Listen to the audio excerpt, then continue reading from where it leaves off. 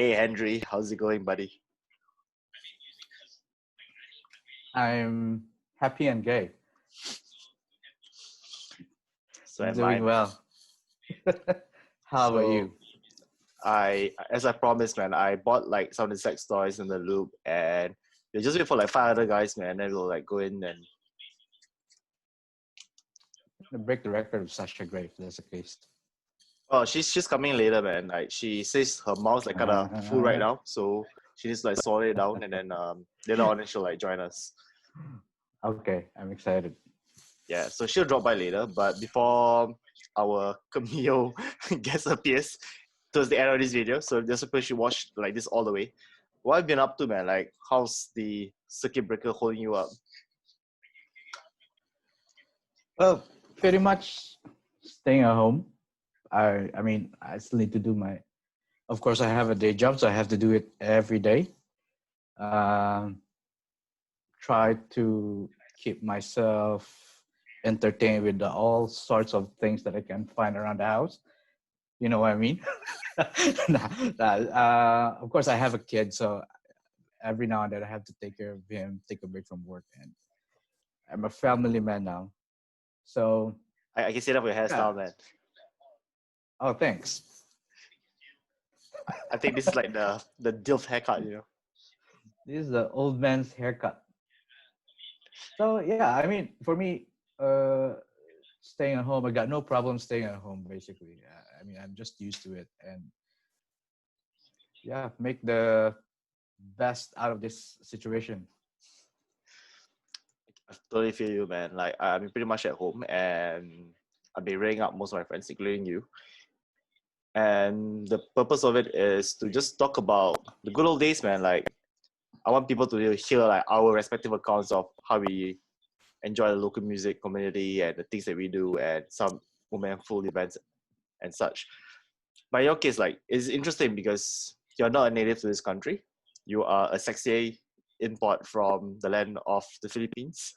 So I don't know like the journey for you. Like how is it like like growing up in the Philippines and being exposed to like, rock and metal music, especially in a country that is famous for having like goddamn talented singers. Well, obviously, I'm not a very talented singer, but I tried. Liar. um, well, of course, when I first came down here, I mean, I don't know much people other than other Filipinos, you see.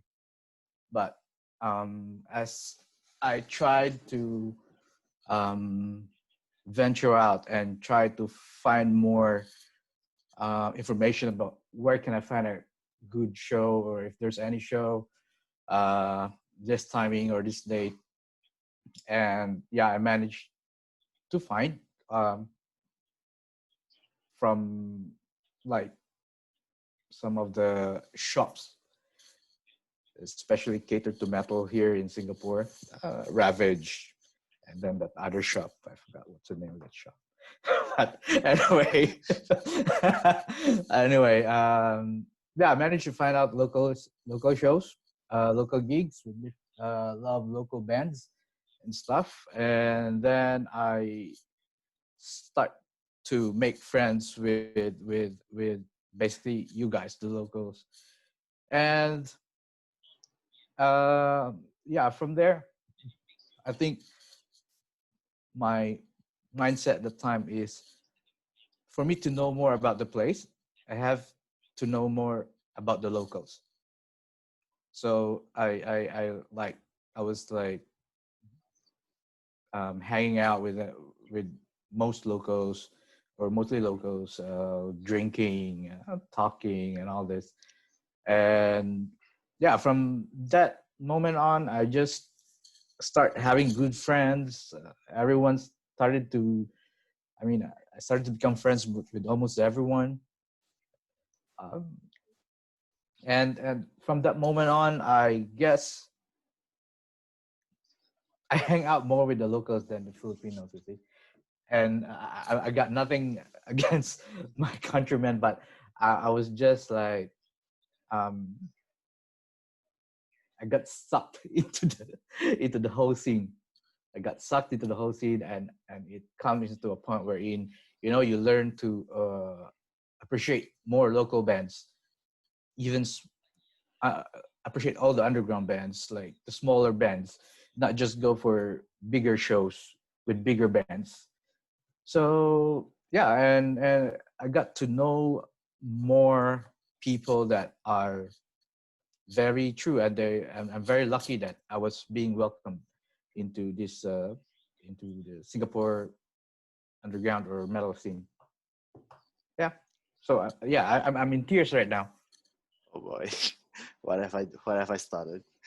Well, but I gotta say, it's heartening to know because especially when you are coming to a foreign country and you really do not know how to go about, getting involved in the local metal or rock community. And it's good to hear that you were able to assimilate into like the surroundings like pretty quickly, even to the point where you are pretty much like more local than than some of us combined. And it feels that way, like when I hang out with you, it's like for one, it's like hanging out with that cool bro that you always have. And secondly, like you pretty much like blend with the locals like seamlessly well. And I think that's really awesome for you to do so. But speaking of bands, in terms of local music, what were some of the few that caught your attention right away? I mean, ever since or before I even came here to Singapore, I know about Empathy. So Empathy is actually one of the bands that I was looking to um, or see them live here in Singapore when I first came down here. But obviously, they don't get that much shows here. I think they just did like when Venbox did the Legacy of Savagery show. Um, Other than Pikey, well, there was of course Limauza, Barbaries. Um, and I wasn't really into grindcore, but I got a shock when I saw Warm Rot. All this, both of Jarvis' bands, which they're very entertaining, especially Mucus. When I saw them live, it's just like I'm headbanging at the same time. I'm laughing my ass off. Uh, um, there's quite a lot. I mean, like Tormentors, you know, they're pre they're just like it was the first time I saw like girls who are just like there thrashing their ass out and almost on their shows. And I mean, yeah, there's really a lot of talents here, I would say. And the good thing is like almost everyone knows each other. So even if you don't know this band, but then apparently, there's a show, this band, blah blah blah. I've never heard them before. Hey, come, let's go, let's check them out. Okay, then yeah,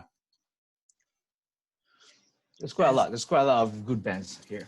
I totally agree. And I would say that some of these guys, when you mentioned about Ravage, for example, Carl is the listing of Balriff, and he also runs Ravage record stores. And in this day and age where everything is available online and you can just stream, your favorite artists Right. and albums and everything, the old school shops are able to still operate, and they are still able to sell CDs and still get regular patronage. Why do you think that is the case? And is this because that's how metal fans are like, where they prefer physical items and go into shops and buying stuff? To be honest, yes, 90%, 90%, or for me, in my just my own opinion, I think most metal fans they actually prefer to have a physical copy. Other than, I mean, it's really nice to see. You open the gatefold, you open the inlays of the CD. It's nice to see all the lyrics and all the album artwork and stuff. But I think one of the reasons why um, metal fans are really buying physical stuff is because they want to support. the bands more, because if we say it's just streaming, let's say Spotify, the bands will only get how many percent of each stream of the song, unless you buy a physical record, which is more profitable to the bands. And yeah, most metal fans are basically nostalgic, and they love to see something that is tangible other than just hearing it.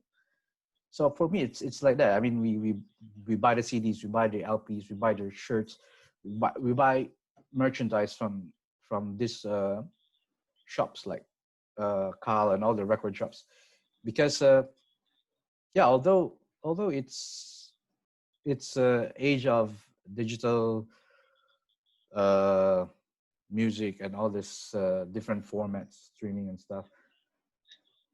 We still feel that something that you can hold or you can look, it's very tangible. It's a different feeling from just hearing it through streaming.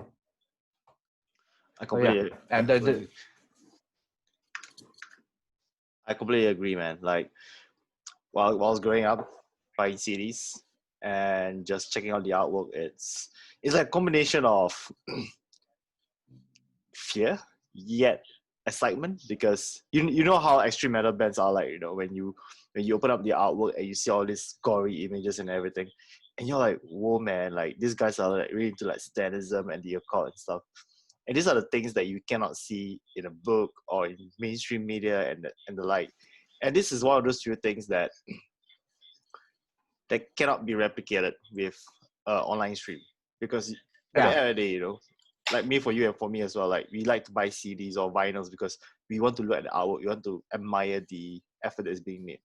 And the yeah, beautiful thing about extreme metal as well, like when they come up with material, it is not just the music, it is the entire package. yes, I agree. It's like when most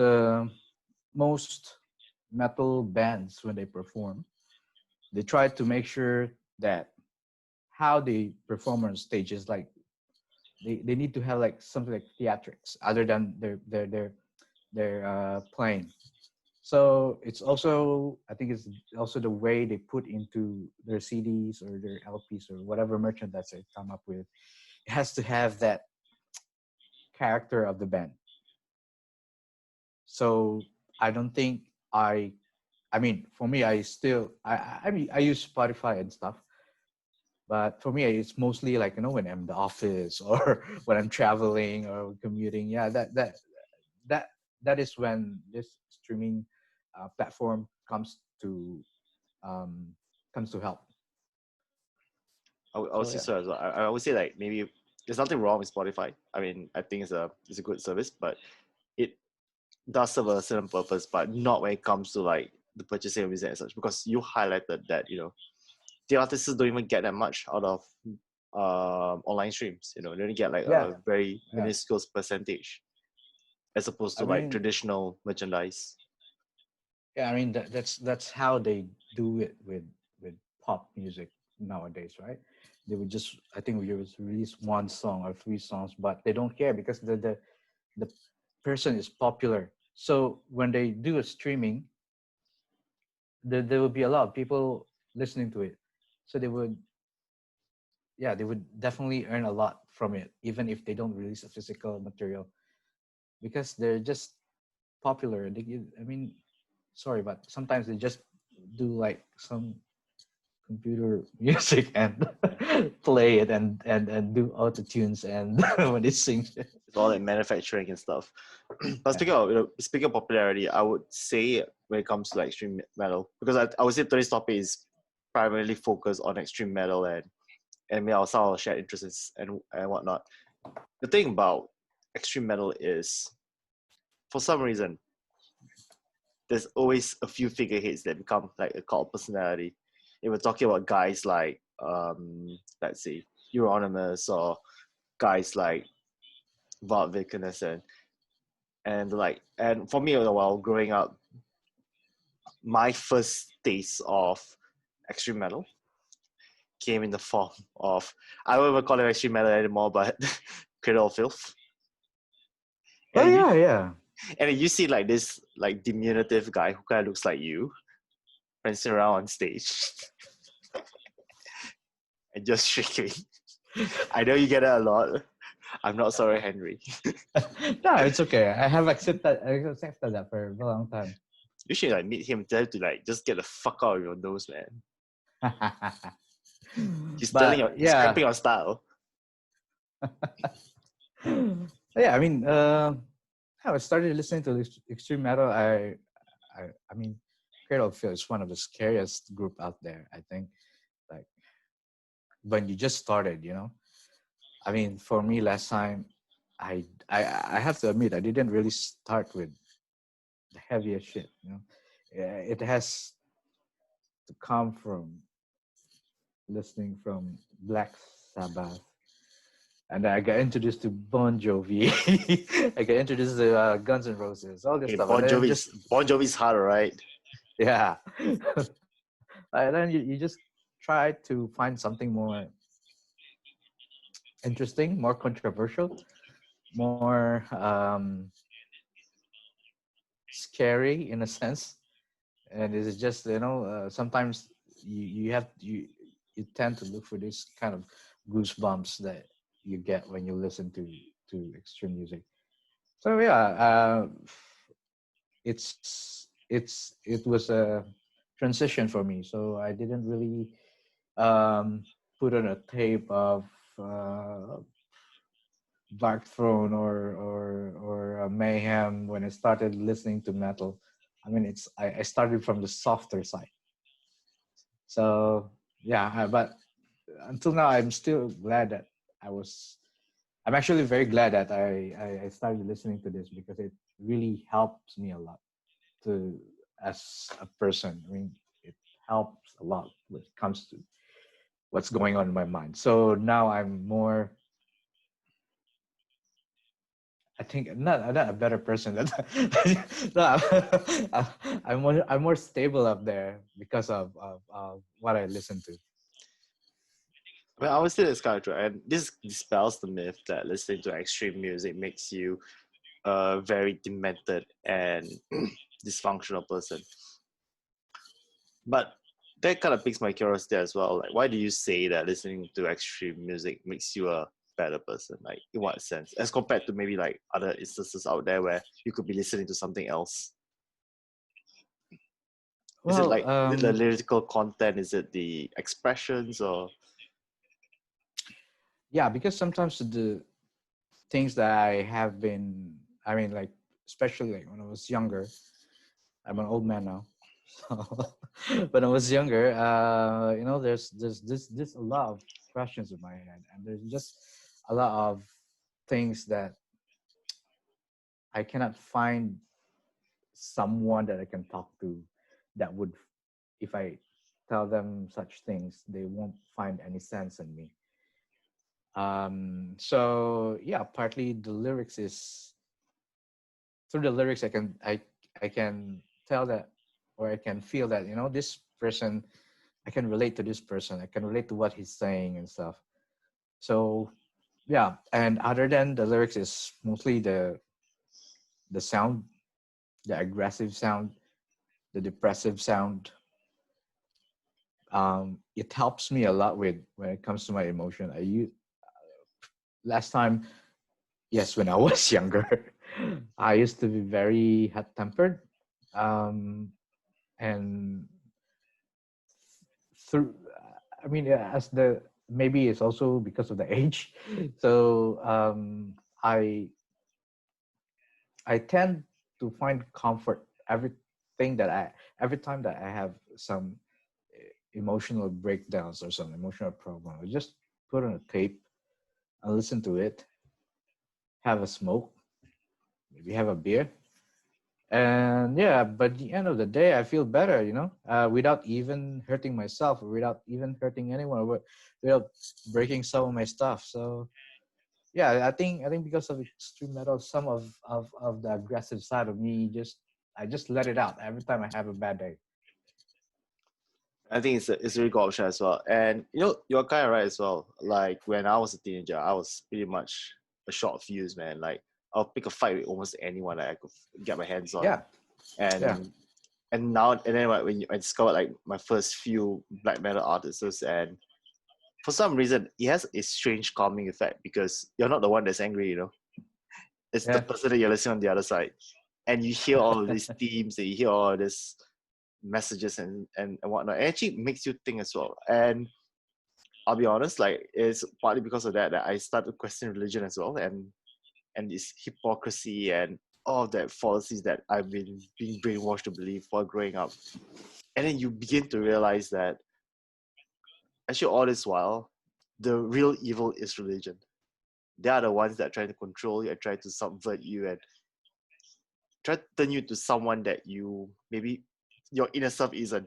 It's always that fight, that Yeah. fight between, well, God and man. Now it's like, no, you're actually feeling it right now. And through listening to guys like Emperor, Mayhem, Dark Throne, even Shining as well. Like I know it's depressive stuff, but it makes you think. It makes you question about humanity in general, and you're right. It does make you become a calm person, and you become more of a reflective individual. Where Yeah. in a world where everyone's just like throwing fake punches and creating drama, Yeah. we are like one of those people who just sit back and just unwind and just listen to the infernal sounds of behemoth. Yeah, it's I think like what you said, in a way it's like make you think about religion, right?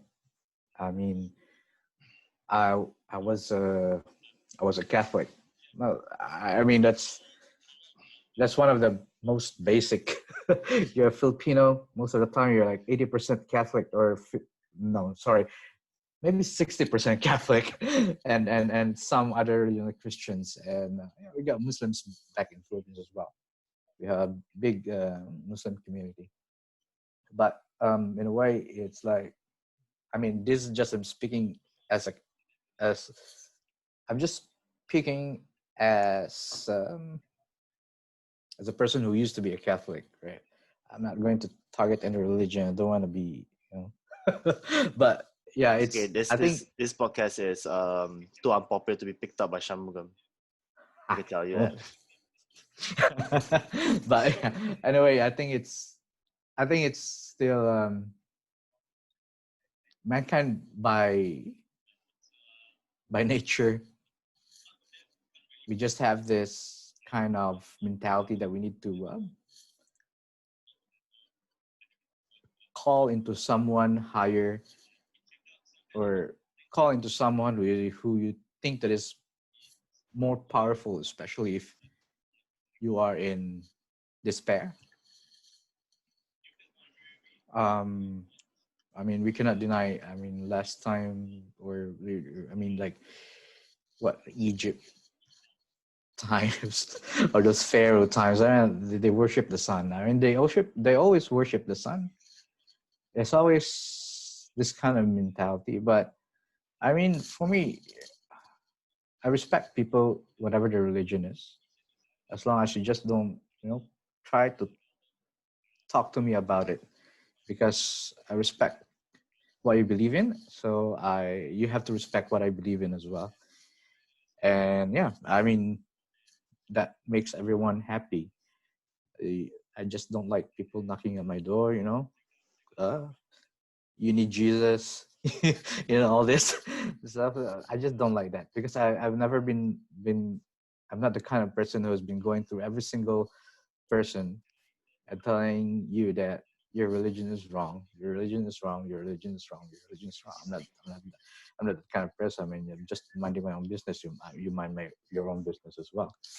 So yeah, even my family, I told my family that. So I mean, also like if someone comes to your door and say like you need Jesus, like what is he gonna do? Is he really gonna resurrect from the dead and help you your IKEA furniture? I don't think so. no, no, it's not. It's not. But you Um, see, that's the thing, I would say like maybe as well, like this is how I appreciate extreme music, or in black metal, for example, like these individuals, like the message that they showcase through their music, it is an empowering message. in a form of spirituality, and it actually makes you think. It makes you think a lot, really. And from then on, when you listen to this kind of bands and you listen to the music that's being provided by them, you become a stronger individual, and you realize that you can be above whatever that people try to control you. And this is the same philosophy that I approach like in my daily life as well, be it at work where I just cannot give a shit about politics, or the way I go about doing my passions. To me, it's like I just want to do it because I'm doing it for the things that I like, not because of some ulterior motive. And I think Mm. this is like the problem with society today as well, where some people when they do this thing, when they do certain things, there's always some sort of motive, or they're doing it for just selfish gains. And I think it's music like extreme metal or like black metal, for example, like it debunks all that. It's just like equivalent of just pouring like bleach on a cloth and just wipe it off, and just showcase like the shit that you are. But Well, yeah. I mean, yeah, go on, please. But I was gonna say, like, I also noticed that if you're talking about like having an eye for detail, you do photography well occasionally. And this is one of those roles in the music community that is you're basically like the backliners, like no one really notices us, like when you go to a show, people will be like, I wanna check out the bands, I wanna hang out with like the hot stud in the crowd. But guys like I don't know, like the photographer, the videographer, or the No one's gonna check out the photographer until the end of the show. oh Send yeah, me the actually photos. Send me the photos. actually that is true, man. Or you know what's the worst person? The sound engineer. Nobody cares about sound engineer, man. Well, for bands, like for bands, we do sometimes when I play. For the You have bands, to be for the bands, yes, but what about the normal crowd goers, man? They won't be like, check out the sound engineer, man. I totally wanted to do no, that. no. But jokes aside, like Yeah, we're talking about if you're talking about photography, what are the challenges that you face while taking photos for a show, especially where there's gonna be a mosh pit and there's gonna be chaos well, you know me well. You know me well. intimately? Yes. I'm a small person, so I can just basically squeeze into the crowd and without getting hit or anything. You just know where you thread. That's basically it. And mosh pit, I have no problem, but mostly previously, uh, it should. I sometimes have problems with the lighting on the stage. So when the band says that, oh, we want it to be dark and cold, we just want to be this light and nothing else. So yeah, it would be very difficult to capture a very good photo, especially if your camera sucks like my camera. So and my biggest challenge is not basically upgrading my hardware. So I never upgrade my camera. I just hold the same camera, and I borrowed another camera from a friend to shoot during shows. And yeah, and but then actually I stopped shooting because when Mike and Winnie from Vambox told me, I think you don't need to do photos anymore for our shows.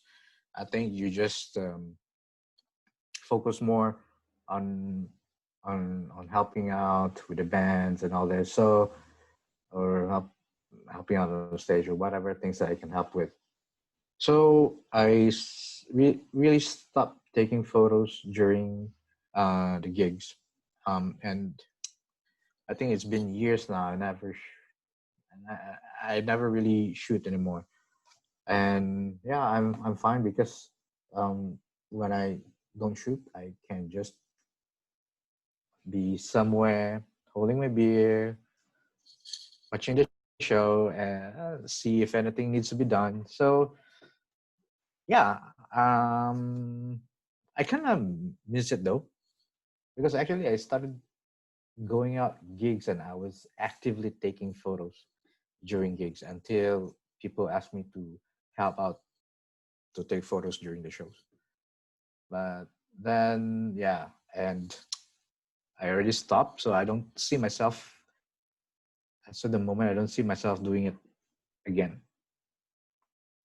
Not yet, until I buy a new camera. I'm sorry, man, but it seems to me that most of your funds are gonna be towards the kids. So maybe you could put in I don't know, a wish list, and I could help you do like a crowdfund, man, to get you a new camera. No.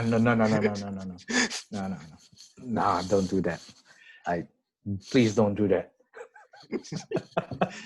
Sure, I just gonna like, I don't know, man, leak some of your nudes on OnlyFans, and then people just pay you money. You should No, man. delete those. No, man, whatever content I have of you, it's safely tucked away in a black box. Okay. That looks like a dildo. I feel safe now. I feel much safer now. But okay, but if you're gonna talk about well, being on stage as well, because you are also a frontman. Can you tell us more? Oh, okay. Yeah. I haven't been on stage for very long, actually. And I just enjoyed here, like being a fan, watching shows, helping out during shows, and then Mikael was doing this side project of his called Sprengkopf. So he was like, bro, you better check out my new band. This is the check out the riff. What can you say? Oh, yeah, good, very good. It was like, and then then it's like he have his own members. You see, he had his own members, so he's planning to do vocals and guitars. And then, when was it? 2018, yeah, that was 2018. So he was like telling me one fine day, he was telling me that, you know what, I think I will be having a hard time singing because I still need to sing for the Mauser as well, and I might mix up all the lyrics. So I was asking me if I can do it, and of course for me, because I haven't been on stage for very long, I'm very skeptical of it. So I was like, yeah, maybe give me a week to think about it, or give me a few days to think about it. So and then he was like, no, you need to answer now. And I was like, okay, fine. So yeah, he really had a hard time convincing me. Yeah, it just took him it just took me for a few seconds to answer yes to him. So I think he had a hard time to convince. So, so yeah, well, not being in the stage for very long, I do have stage fright. No way. You. Yeah, you know me well. I'm a very shy person. Oh, I thought I was just in bed. Then he just he gave me some lyrics. He gave me the riffs, and then he also gave me one song without lyrics. He asked me to do some lyrics on it, and yeah, we did our first show. And guess what? I don't know the lyrics, so I just mumbled the whole show.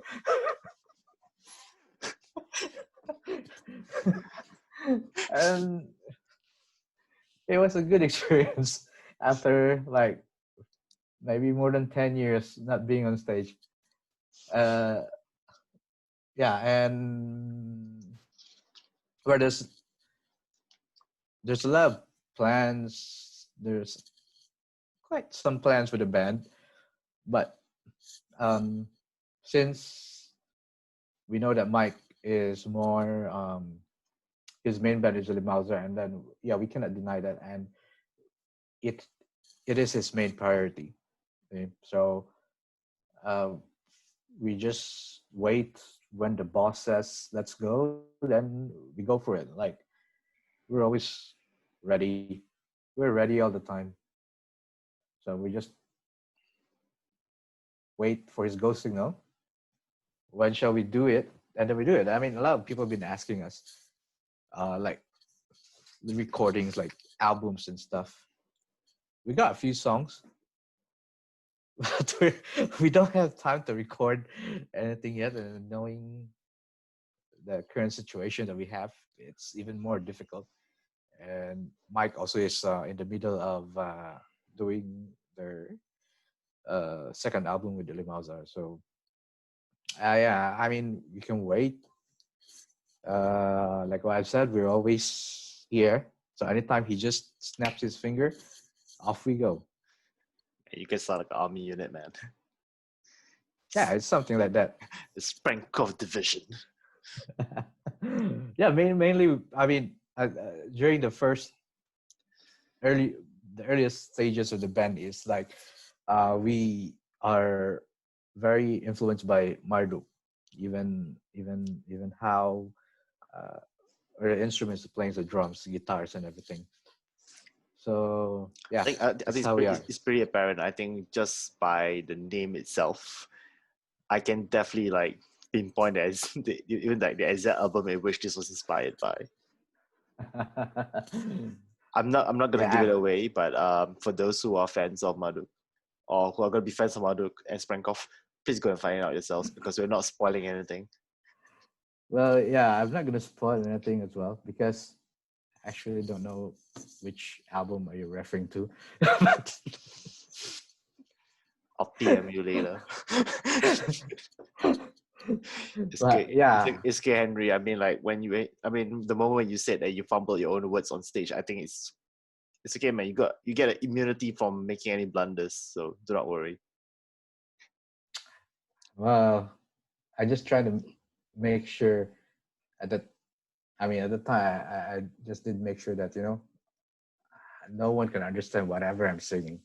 So when I'm just mumbling in stage, everyone just got no clue that I was actually not singing any lyrics at all. I think they just they'd be like, wow, that must be like some brutal Tagalog, man. Yeah, that's fucking brutal. Yeah, so that's it. Sprengkopf. Watch out for EP whenever it is. I'll provide the link later to, of course, the Sprengkopf social media pages and such, and they should really check it out. I mean, you guys are pretty uncompromising. I probably got any reaction from one of those two songs. I don't know. I'm not gonna say much, but again, like I'll leave the links below. And now that since we are Thank still on you. the topic of music, aside Mm. from doing vocals for Sprengkopf, like do you play any instruments or have you ever had any prior involvement in terms of being on stage as a performer before Sprengkopf? There's No, no. I mean, I've been playing bass like on my own, and I make sure no one will hear it. I've been playing bass on and off like every 10 years, 10 years in between. So like last 10 years was the last time I played bass, and then I played again. And then it's no, I'm not. I don't really play good instruments. I play a little bit of guitar, play a little bit of piano. I play a little bit of bass, but it's the most basic one. So don't ask me to grab guitar and do some crazy motherfucking riff because I'm not gonna do that because I can't do it. no, don't worry. I wanna put you in the spot, man. I mean, trust me, like I wouldn't want to sing on camera either because I'm like I'm a pretty shit singer. And yeah, I've got friends asking me to do a duet with them, and I'm just like, I feel like gone mad. Like, yeah, there are way better singers out there, man. Like, please do not ask me these kind of questions. I've seen you sing with Sulaiman on stage at Oh boy. Aliwal. I can't forget that. Oh boy. Yep, he brought it up as well, man. So someday, when I have kids of my own and they're gonna watch that video, you know what they're gonna tell themselves? Even if I'm the worst singer on earth, I cannot be as worst as my dad. Well, that was when was that? That was in 20. Hmm, you know what? Good question. 15? 15. Yeah. 2015? Yeah, 2015. Yeah, I yeah. I try to remember remember. because I try to remember because of like the what haircut I had. I mean, I try to remember. This is how I remember like the years of things. Like I remember them by my hairstyle. Was it the Yeah, one? you used to have a blonde, long hair with you tied like that, right? Yeah, I had But like I really can't forget Suleiman's uh, animal print leotards. those things are unforgettable. Yeah.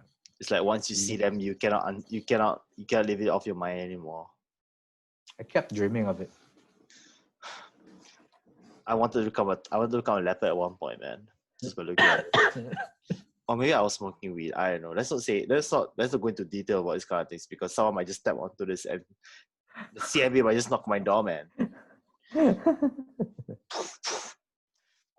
Okay, but speaking about Mikhail as well, like I understand that Mm. you are also involved in Bandbox in some capacity, and now you gotta correct me if I'm wrong because I only remember this vaguely, but there is some sort of representation in the Philippines as well for Bandbox.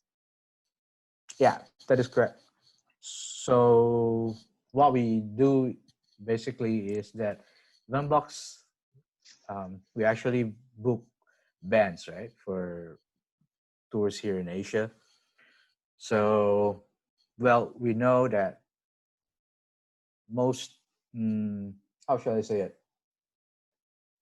A lot of countries here in Asia, if we need to do a show, I mean, there's just like specific cities. You see, like, let's say, I mean, Singapore, yeah, we can just do one show in Singapore. There's no other place in Singapore where you can do another show, right?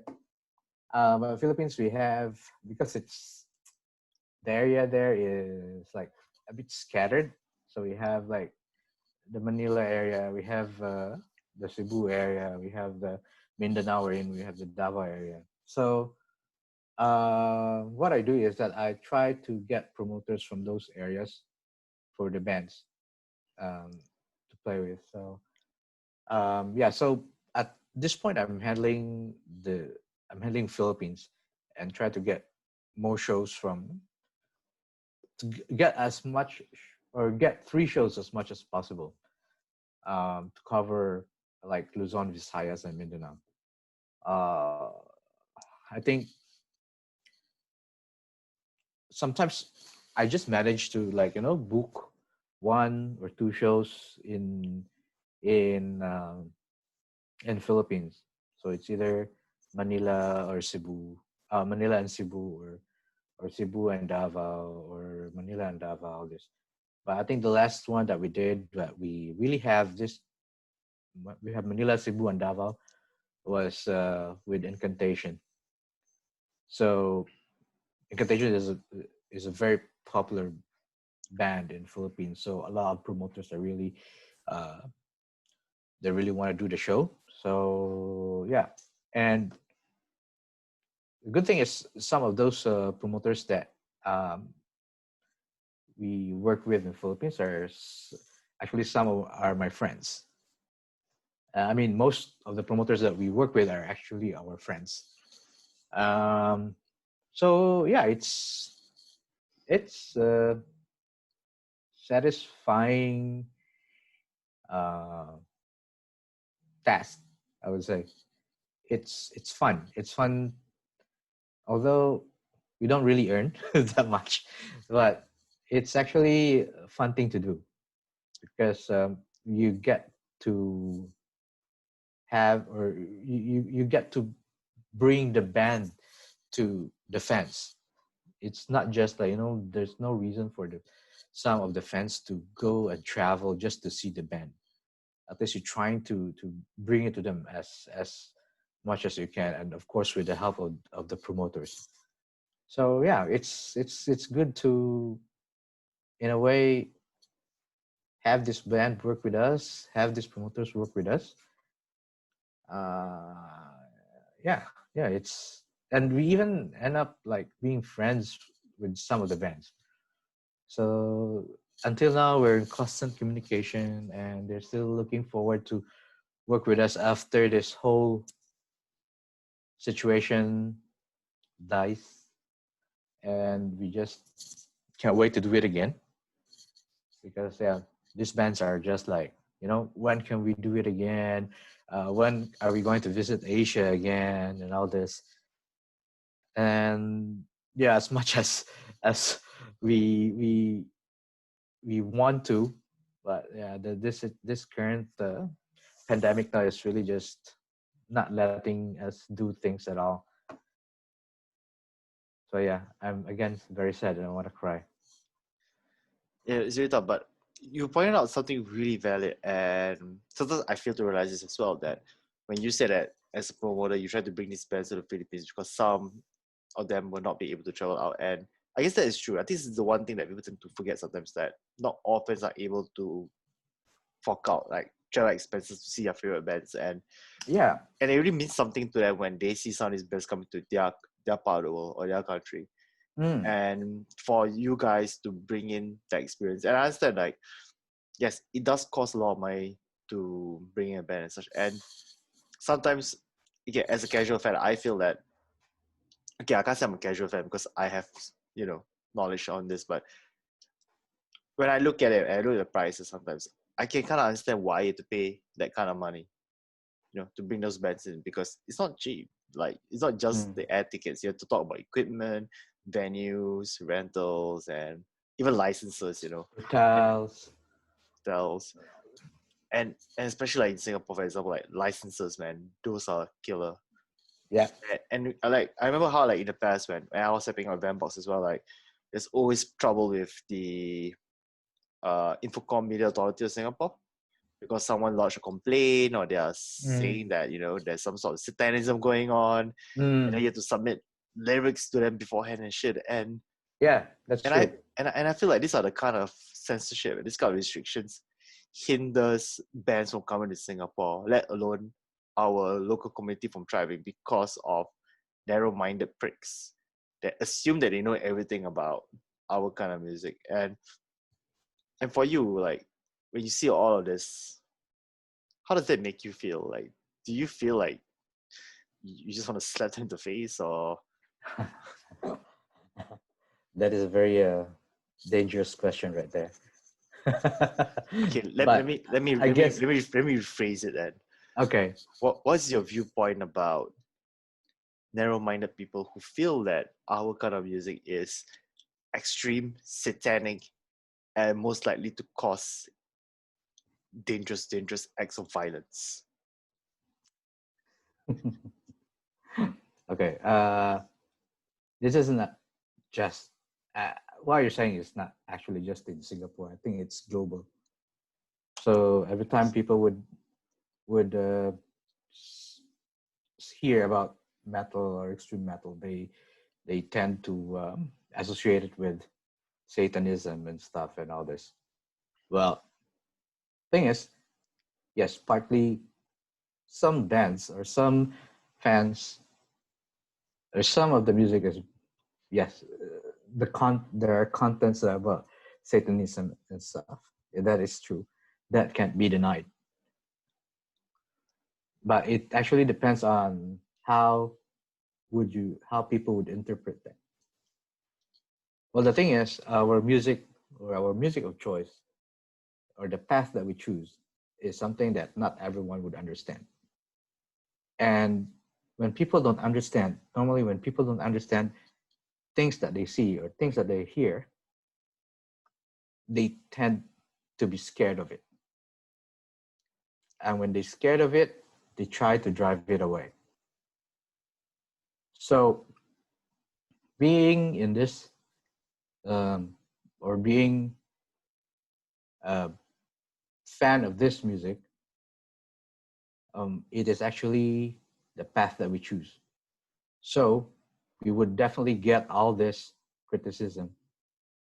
And from the day that we start listening to this kind of music, we start to believe in this kind of music, we at that point we should already stop or we should already start accepting that people would criticize us, and it's only on how we take it and how we respond to them. But fortunately, most of the metal fans that I know, they are very, in a way, very educated, and they have a very good sense wherein they don't really stoop down to that level of uh, how can I say? Pettiness and devious acts of undermining Yes. the passions of other people. Yes. Thank you for putting those words in my mouth. But yes, I Gracias. mean, I think we are the more understandable when it comes to this kind of situation. We tend to just give in to what they said. Not give in, but in a way, yeah, I understand you because you cannot understand me. There's no way I'm not gonna shove this idea into your throat so that you will understand. I'm not gonna do that. It's basically I don't care if that's what you think. For me, this is what I want. This is what we listen to, and if you think that way, it's all up to you, right? So not a problem. Not a problem. Although sometimes it really affects uh, the scene as a whole, because of course we always have these people who oppose to what we listen to or to oppose what we actually love, but unfortunately they don't understand this thing and they're scared of it. I, So I yeah. I think at the end of the day, like the reason why they do such things is because if you were to look at it, they are the real evil in this picture.